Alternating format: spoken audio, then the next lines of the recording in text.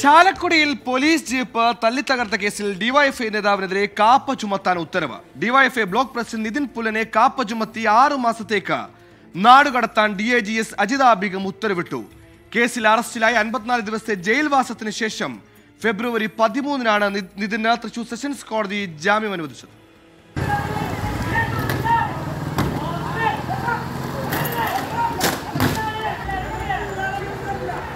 December 2022-നാണ് കേസിനാസ്പദമായ സംഭവം. Government ITIയിലെ SFIയുടെ വിജയാഹ്ലാദ പ്രകടനം സംഘർഷത്തിൽ കലാശിക്കുകയായിരുന്നു.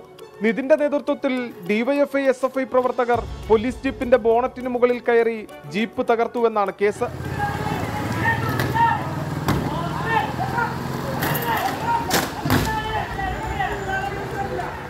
അന്നു തന്നെ കസ്റ്റഡിയിലെടുത്ത നിതിനെ CPIM ഏരിയ സെക്രട്ടറി KS അശോകന്റെ നേതൃത്വത്തിൽ പ്രവർത്തകർ മോചിപ്പിച്ചിരുന്നു. ബലമായി മോചിപ്പിച്ച സംഭവത്തിൽ കേസെടുത്തിട്ടുണ്ടെങ്കിലും അശോകൻ ഉൾപ്പെടെ CPIM നേതാക്കളെ അറസ്റ്റ് ചെയ്തിട്ടില്ല.